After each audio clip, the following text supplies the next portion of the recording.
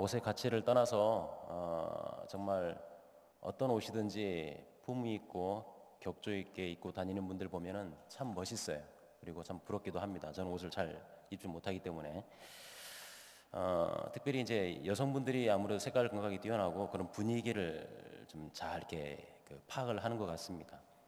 그래서 어떤 이제 모임이 있게 된다면 특별히 이제 어머니들께서 또는 아내들이 그 분위기에 맞는 옷이 무엇일까, 또 어떤 색깔이 가장 어울릴까라고 생각하면서 이렇게 열심히 뭐 화장도 하지만 옷을 거울 앞에서 이것을 입었다가 또 저것을 입었다가 아니야 이건 아니야 하면서 계속 하죠. 남편은 벌써 하나 걸치고 밖에서 왜 안 나와 막 이렇게 소리 지르고 있죠. 그때 우리 아내분들이 이렇게 말하죠. 바로 당신 품위를 세워주려고 내가 이렇게 좀 하고 있는 거야라고 하면서 남편한테 모든 걸 다 이렇게 뒤집어 씌웁니다. 결국은 자기 이제 이게 하려고 하는 거죠. 그런데 여러분 그거 아십니까? 남자분들도 일평생에 딱 한 번은 진짜 옷 때문에 거의 1시간 동안 입었다 벗었다 한 때가 있습니다. 모르셨죠? 예. 지금은 아마 그렇지 않은 걸 알고 있습니다. 지금 상당히 이제 그런 걸 이제 하지 않는 걸 알고 있는데 군입대 하는 첫날에 입소를 하게 됩니다. 저는 이제 지금은 없어졌지만 의정부에 있는 306 보충대라고 있습니다. 거기에 한겨울에 이제 입소를 하게 되는데 오후 1시까지 입소를 하였습니다. 엄청나게 큰 체육관이 있고 그 안에 빡빡 머리를 빡빡 민 청년들이 수천 명이 있고 또 2년 넘게 아들을 보지 못한다는 이제 그런 여러 가지 그 만감이 교차하지 않습니까? 그래서 부모님들이 다 와서 물론 저는 혼자 갔습니다만은 다 와서 막 눈물 흘리고 막 이렇게 하면서 이제 그 마지막 환송의 장면이 펼쳐집니다. 1시가 거의 다 되면 단상 위에서 교관이 상냥한 목소리로 부모님 여러분 걱정하지 마십시오. 여러분의 자랑스러운 아드님들은 이곳 군에서 정말 늠름하고 씩씩한 군인이 되어서 여러분 곁으로 가게 될 것입니다. 걱정하지 마시고 편안하게 안심하시고 귀가해 주시기 바랍니다. 라고 합니다. 그래서 이제 1시가 거의 다 되면 빨간 모자를 쓴 조교들이 옆에서 조교들도 엄청나게 많아요. 그래가지고 막 이제 부모님들을 이렇게 체육관 밖으로 이렇게 안내해 드립니다. 문이 딱 닫힙니다. 교관이 목소리가 달라져요. 자랑스럽게 뭐가 자랑스러워? 너희들은 아직 군인도 아니야. 너희는 장정일 뿐이야. 막 이렇게 말하는 거죠. 굉장히 순화해서 한 표현입니다. 지금은 안 그렇다고 알고 있습니다. 그러면 수천 명의 머리 빡빡 민 이 청년들은 이게 무슨 상황이야? 1분 전과 너무 다르기 때문에 어안이 벙벙해서 서로 마주보고 있습니다. 교관이 벌써 목소리에 엄청난 뭐라 합니까? 포스가 느껴집니다. 힘이 느껴지고 위압감이 느껴져요. 보이지도 않는데 수천 명이니까 보이지도 않지 않습니까? 근데 그 목소리가 바로 옆에서 말하는 것처럼 막 이렇게 사람을 휘어잡습니다. 너희들을 확실하게 뭐 군인으로 만들어 주겠어 뭐 이러면서 앉아 일어서 뭐 이렇게 하는 거예요. 뭐 근데 생각해 보십시오. 20살 넘게 20년 넘게 사회생활 부모님이 오냐오냐 하면서 키워줬던 그 청년들이 그 말 들리겠습니까? 교관은 무슨 말 하든지 옆에서 서로 잡담하는 놈들, 용서하십시오. 놈들을 죄송합니다. 놈들 바지 주머니에 손 집어넣고 짝다리 찍고 뭐라고 하는 거야 이런 놈들. 예. 그 다음에 교관이 고함 지르고 욕하면 자기도 같이 고함 지르면서 욕하는 놈들, 그냥 주저앉아 있는 놈들, 별별 놈들이 다 있습니다. 저도 포함됩니다. 그 안에. 예. 용서하십시오. 그런데 앉아 일어서 파도 타기 하나, 앞으로 지침 뒤로 지침, 아직 민간인 옷을 입고 있는 겁니다. 그때부터 그 수천 명의 이 처음에는 오합지졸과 같은 소위 장정들이 파도 타기를 막 하다가 10분도 안 되어 가지고 일사불란하게 움직입니다. 신기합니다. 그리고 한 20분 정도 앉았다 일었다 앞으로 치침 뒤로 치침 옆으로 굴러 이리 굴러 막 난장판이 됩니다. 난장판이. 그러다 10분 20분 정도 지나면 어느 순간에 우리가 알몸이 되어 있습니다. 다 벗깁니다. 근데 용서하십시오. 사제 팬티 있지 않습니까? 사제 팬티 하나 벗는 것도 20분 걸리는 거예요. 벗어, 동작 봐라, 입어, 벗어, 입어, 앞으로 침, 뒤로 침, 입었다 뒤로 침, 앞으로 막 치면 난리가 납니다. 부딪히고 깨지고 막 난리가 나요. 그래서 한 20분 지나면 알몸이 됩니다. 수천 명의 장정들이 알몸이 돼요. 그리고 이제 드디어 군인 팬티, 군용 팬티를 딱 들어요. 드는 데만도 10분 걸립니다. 파도 타기 하나, 내려, 앞으로 침, 들었다 앞으로 침, 뒤로 튀다. 정신이 없습니다. 그런 과정을, 동일한 과정을 1시간에 걸친 다음에야 비로소 군복으로 딱 입고 서 있습니다. 그 1시간 동안에 민간인이 군인으로 완전히 탈바꿈되는 겁니다. 예. 그래서 군인의 이제 옷을 딱 입는 그 순간부터는 이제는 민간인이 아니죠. 그리고 이 제복을 입는 그 순간부터는 군인이라는 정신이 확 박힙니다. 그리고 군인에 맞는 걸음걸이, 자세, 태도 달라지는 거죠. 군복을 입은 군인은 그 사람의 정체성을 보여줍니다. 민간이 아니라는 겁니다. 나라와 국가를 위해서 목숨을 바치도록 세움받은 사람이라는 거죠. 그래서 군인은 함부로 걸을 때도 뭐 짝다리 짚고 걷는다든지 모자를 삐딱한다든지, 물론 예비군들은 이상한 사람들이기 때문에 이렇게 합니다만은 정식 군인들은 그렇게 못하죠. 네. 전역하는 그날까지 군인의 신분을 유지해야만 합니다. 여러분, 옷 입는다. 어떤 옷을 입느냐? 이건 그 사람의 정체성을 보여줍니다. 꼭 마찬가지로 이 성경에서도 성도의 정체성이 무엇이고 성도에게 주어진 사명이 무엇인지를 역시 옷 입음과 관련한 그런 은유로서 우리에게 보여주고 있습니다. 성도는 세상 사람과 다른 옷을 입었다는 것이고, 세상 사람들과 구별된 옷을 입고 또 살아가는 존재이면서 그 마지막 날에 입을 옷이 따로 있음을 우리에게 알려주고 있다는 것입니다. 이 시간이 오늘 이 본문의 말씀을 통해서 성도가 입는 옷이 무엇인지, 그리고 또 무슨 옷을 입고 살아가야 하는지, 그리고 마지막 날에 입게 될 옷이 무엇인지를 말씀을 통해 함께 상고해 보고자 합니다. 첫째로, 성도는 예수의 옷을 덧입음으로써 더 이상 수치를 당하지 않는 구원인이라는 사실입니다. 고린도후서 5장 1절로 3절을 합독하겠습니다. 만일 땅에 있는 우리의 장막집이 무너지면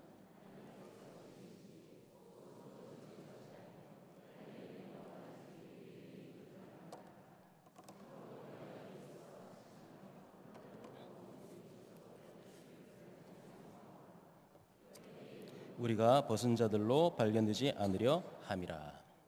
아멘. 본문은 복음과 교회를 위해 살아갈 때 당하는 고난의 현실과 그럼에도 불구하고 부활의 소망, 즉 하나님의 영원한 나라를 소망하는 내용이 전개되는 4장 7절로 5장 10절의 한 부분으로서 성도가 고난 속에서도 부활의 소망으로 잘 통과하여야 함을 집과 옷이라는 이 두 가지 은유를 사용하여 실제적으로 우리에게 보여줍니다. 앞선 4장 16절에서 18절에서 보면 사도 바울은 우리의 겉사람은 후패하나 우리의 속사람은 날로 새롭게 되고 있음을 고백하고 있습니다.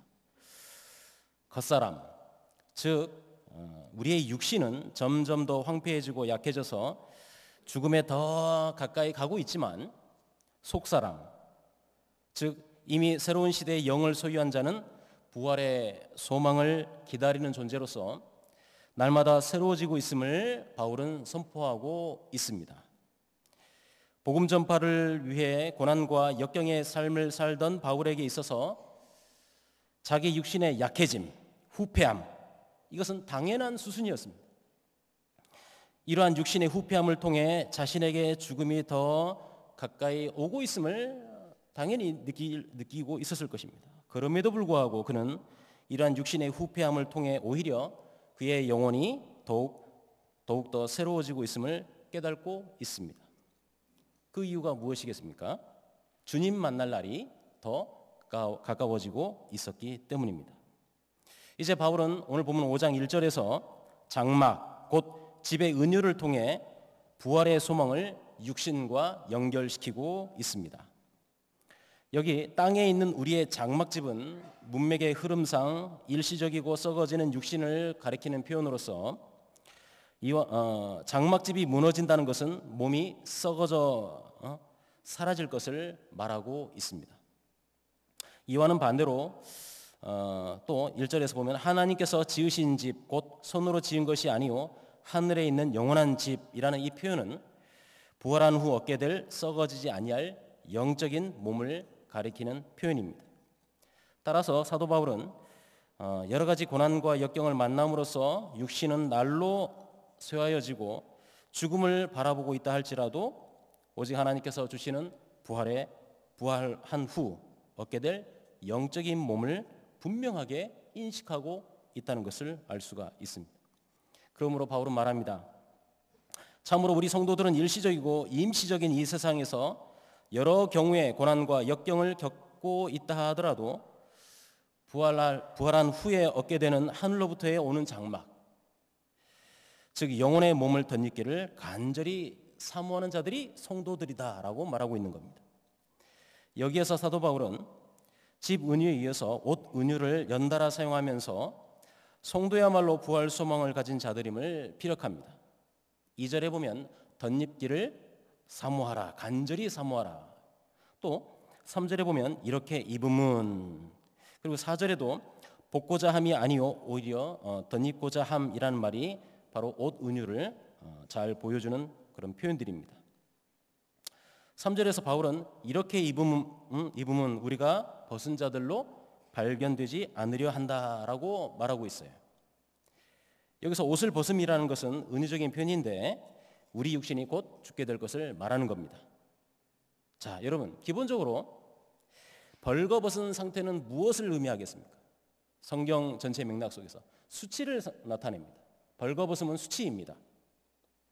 그러므로 벌거벗음은 이 땅의 몸도 아니고 하늘의 몸도 입고 있지 않는 그런 수치스러운 상태를 말합니다. 그런데 바울은 이 3절 앞부분에서 이렇게 옷을 입음이라고 말합니다.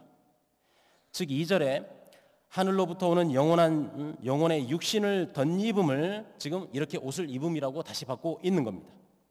다시 말하면 바울은 하나님께서 성도들을 이도저도 아닌 그런 벌거벗은 상태로 결코 내버려 두지 않으신다라고 말하고 있는 겁니다. 하나님께서 하늘의 영혼의 몸을 성도들에게 덧입게 하신다는 말씀입니다.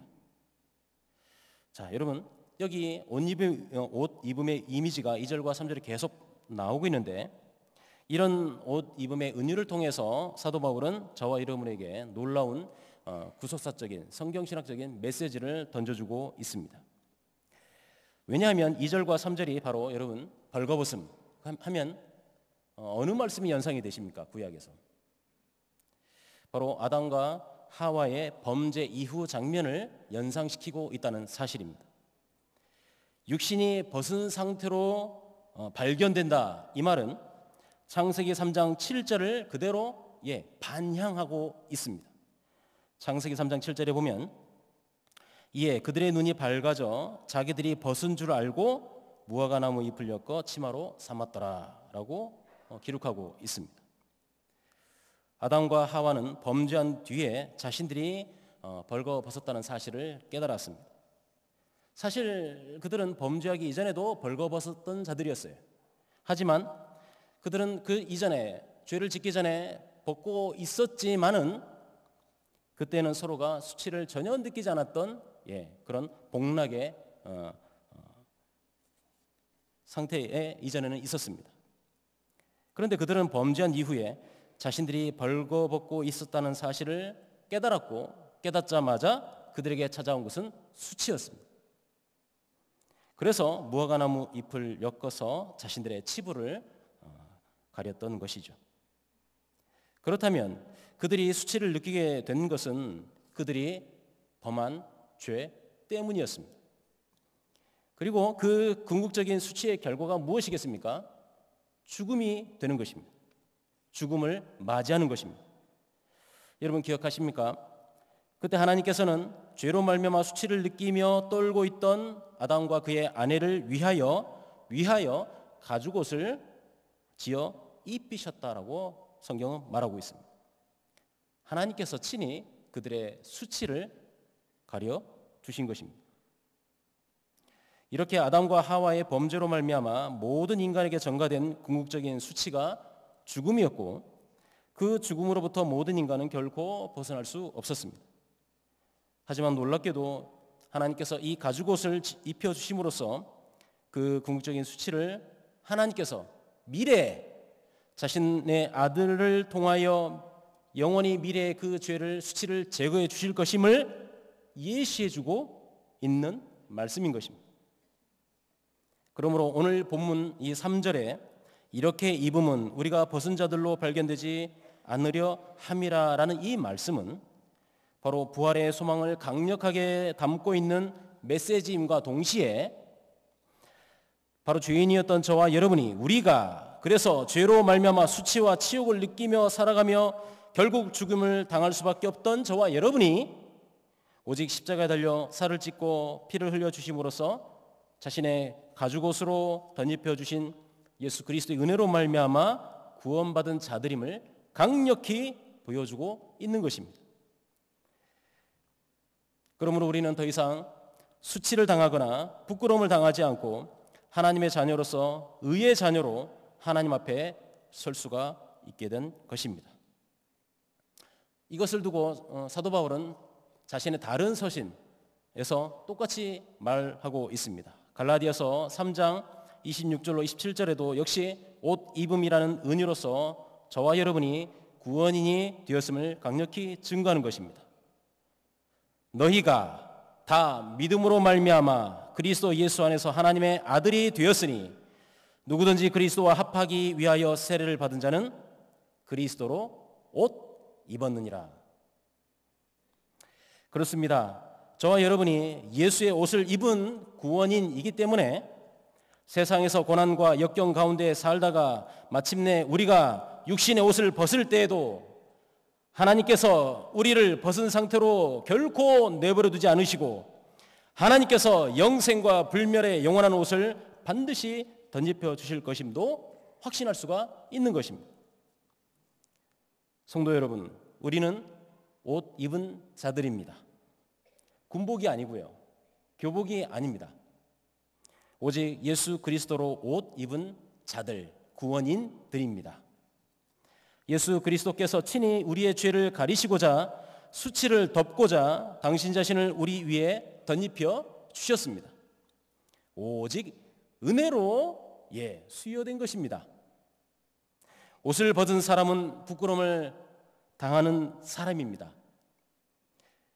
하지만 그리스도로 옷을 입은 사람이 더 이상 무엇이 부끄럽겠습니까? 찬란하게 빛나는 구원의 의복을 입고 있으니 옷 입은 자에게 수치가 웬 말이요? 부끄러움이 무엇이겠습니까? 우리는 그리스도로 옷 입은 자들입니다. 그러므로 우리 모두 당당하고 기품 있게 구원인의 정체성을 매 순간 확인하고 영원히 소유해야 되지 않겠습니까? 우리가 그리스도로 옷 입고 있다는 이 놀라운 사실을 현재의 힘든 상황 때문에 부끄러워하거나 수치스럽게 생각해서는 결코 안 될 일입니다. 경향의 성도야말로 예수 그리스도를 덧입음으로써 더 이상 죄로 말미암아 수치를 당하지 않고 오히려 하나님 아버지 앞에 자녀로서 자신 있게 설 수 있는 구원인이라는 사실을 항상 명심하시는 성도님들 되시기를 바랍니다. 둘째로, 성도는 현재 예수의 옷을 덧입고 살아가며 종말에 완전히 덧입음을 고대하는 소망인입니다. 고린도후서 5장 4절로 5절을 합독하겠습니다. 참으로 이 장막에 있는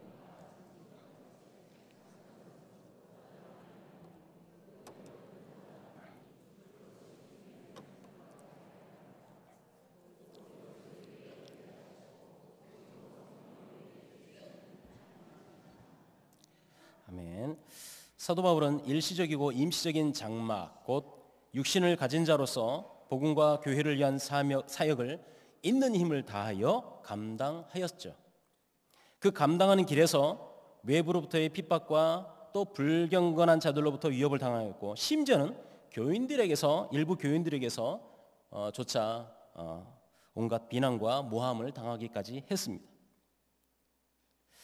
사실 복음과 교회를 위해 사는 것의 결과가 고난과 역경이라고 한다면 글쎄요, 사람이 한 번쯤은 어깨를 짓누르는 그런 섬김과 봉사의 교회 생활을 탄식하면서 이런 거 다 청산하고 그냥 대충 살고 중국 가야지 라고 하는 그런 편안하게 살고 싶은 마음이 들 수도 있을 것입니다. 실제로 그런 마음을 갖는 분들도 있는 것 같아요.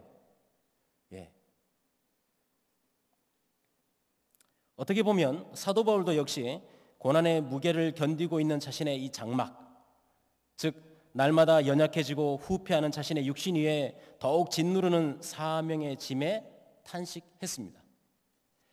하지만 그가 한 탄식은 단지 육신을 벗어 해방되기 위한 죽고자 함의 탄식이 아니라 죽음을 맞이할 그날이 오히려 하늘로부터 오는 영혼의 옷을 덧입는 날이므로 그날을 간절히 사모하는 의미로서의 탄식이었습니다.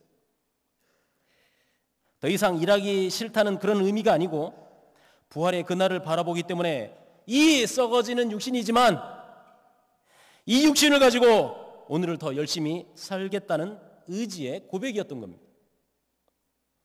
그렇습니다. 바울은 부활신앙을 견지했다는 이유로서 자신이 마주한 현실에 대해서는 도피하고자 하거나 현실과 영혼의 이분법적인 그런 삶을 추구했던 자가 결코 아니었습니다. 바울은 하나님께서 허락하신 현재의 삶을 결코 소홀히 하지 않았던 것이죠.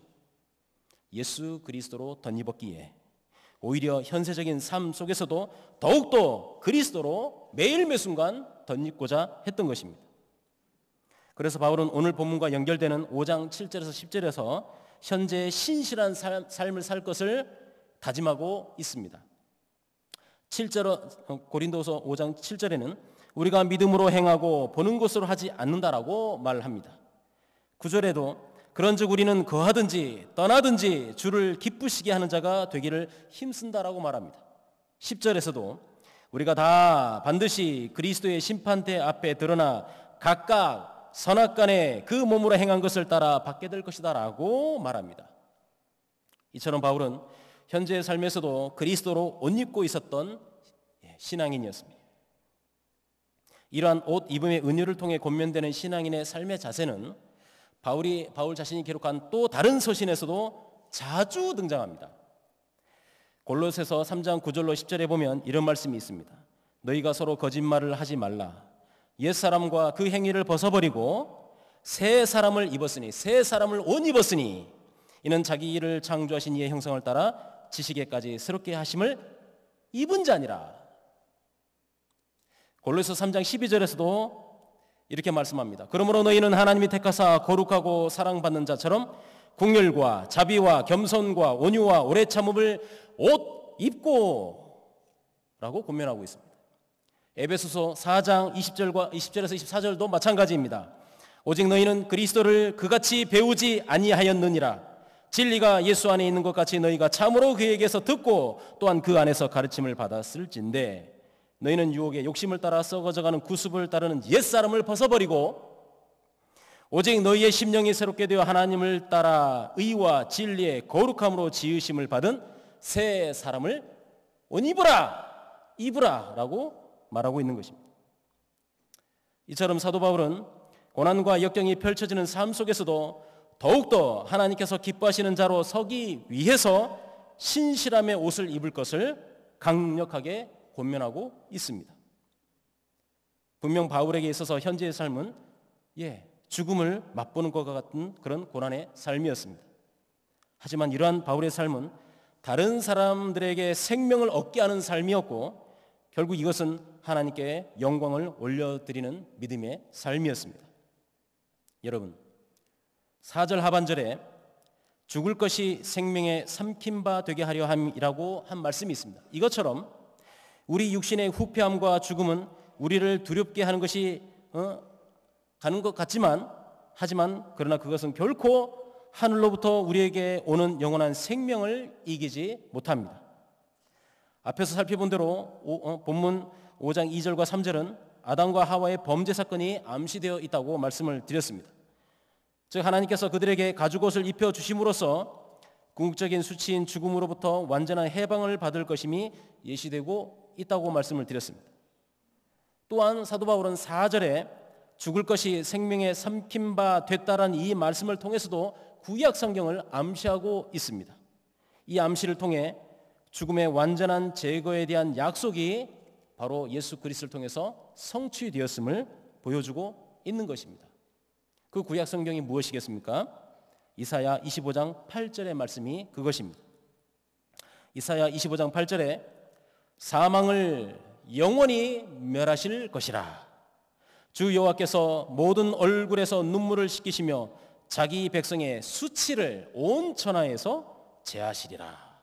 여호와께서 이같이 말씀하셨느니라. 그렇습니다. 결코 죽음은 더 이상 우리에게 수치가 될 수 없습니다. 우리는 예수 그리스도의 은혜로 말미암아 덧입은 자들이 되었기에 사망이 우리에게 왕노릇할 수가 없습니다. 그러므로 고난과 역경으로 말미암아 죽음의 두려움이 엄습할지라도 오히려 영원한 생명의 옷이 우리에게 덧입혀지는 그날, 주님 만나는 그날이 더욱 다가오고 있으므로 결코 두려워할 필요가 없는 것입니다. 우리가 이것을 어떻게 확신할 수가 있겠습니까? 5절에서 바울은 자신의 이러한 부활에 대한 소망이 하나님께서 주신 성령을 통해 이루어갈 수 있음을 확신하고 있습니다. 부활에 대한 소망이 이미 성령을 통해 이루어지게 하셨고 그 소망을 우리에게 주셨기 때문에 우리는 결코 흔들릴 필요가 없다는 말입니다. 비록 현재의 고난과 역경의 삶을 살지만 복음과 교회를 위해 각자에게 맡겨진 사명을 잘 감당한다면 마침내 성령을 통해 이미 보장해 놓으신 부활의 몸을 입고 나아가 저 영원한 하나님의 집에서 영화의 의복을 입고 거할 날이 반드시 오게 될 것이라는 겁니다. 그렇다면 성도님 여러분, 우리가 복음과 교회를 통하여 다른 사람의 생명을 얻게 하는 삶을 살고 있다면, 그래서 비록 그것이 우리의 육신의 고난과 역경과 부담과 고통의 결과를 가져온다 할지라도 그것을 피하거나 교회로부터 탈피하거나 교회 주변에 서성거리는 그런 주변인이 결코 되지 말고 오히려 나의 이 육신이 죽음으로부터 벗어질 때 우리 아버지 하나님께서 우리를 벌거벗은 상태로 결코 내버려 두지 아니하시고 하늘에 영원한 옷으로 덧입혀 주실 그날을 고대하며 현재의 매일 매순간 또한 그리스도의 신실한 옷을 입으면서 힘있게 살아가야 마땅한 것입니다. 우리는 부활 신앙을 소유한 자들입니다. 우리는 종말 신앙을 소유한 자들입니다. 저와 여러분은 우리 주님께서 다시 오실 그날, 우리 주님께서 영원한 것으로 입혀주실 그날을 고대하며 현재를 힘있게 살아가는 자들인 것입니다. 여러분 모두가 부활신앙과 종말신앙을 소유하시면서 현재에도 우리 모두가 더욱 신실하고 정직하게 더욱 의와 진리와 거룩함으로 무장하여서 현재 주어진 교회를 통한 섬김과 봉사와 희생과 순종의 삶을 더욱 힘있게 살아가시는 여러분들 되시기를 바랍니다. 성도님 여러분, 여전도 회원 여러분, 우리는 우리의 삶의 목표가 늘 영원한 하나님의 나라에 있어야 합니다. 성도는 영원한 나라를 갈망하며 하늘의 영원한 집을 간절히 소망하는 자들입니다. 우리가 그 영원한 나라를 바라볼 수 있는 것은 오직 예수 그리스도 구속의 은혜의 옷을 덧입음으로써 죄의 문제를 해결받고 참된 구원의 기쁨을 맛보았기 때문입니다. 그러므로 우리는 더 이상 벌거벗음으로써 수치를 당하는 죄인들이 아니라 예수 그리스도의 거룩한 옷을 덧입음으로써 구원의 기쁨을 만끽하는 구원인이라는 사실을 기억해야 합니다. 나아가 우리의 삶에서 우리에게 주어진 복음과 교회를 위한 사명의 일심으로 충성하기 위해 하나님의 전신갑주를 매일 매순간 입어야 하는 것입니다. 벗음이 아니라 입어야 하는 것입니다. 교회의 사명이 내게 버겁고 부담스럽다고 자꾸 벗으려고 해서는 안 됩니다. 벗게 된다면 그것은 우리에게 영적인 수치가 될 뿐입니다. 우리는 오직 그리스도로 덧입고 표대를 향하여 달려가야 합니다. 뒤로 물러나거나 또 좌우로 치우쳐서도 안 됩니다. 머뭇거리거나 주저해서도 안 되죠. 교회의 사명을 감당하기 위해 더욱 매 순간 그리스도로 신실함으로 정직함으로 충성함으로 봉사함으로 희생함으로 순종함으로 옷을 입어야 하는 것입니다. 예수님의 섬김과 희생과 순종을 본받음으로써 우리가 매 순간 덧입어야 하는 것입니다. 특별히 여전도 회원 여러분, 그 광채가 나는 구원인의 의복을 입은 자들만이 모여서 멋진 패션쇼를 하는 그런 곳이 있어요. 어딘지 아십니까? 제네바 신학대학원대학교에서 열릴 여전도회 수련회입니다. 여전도회 수련을 통해 여러분이 어떤 옷을 입고 있는지 바로 확인해 보아야 됩니다.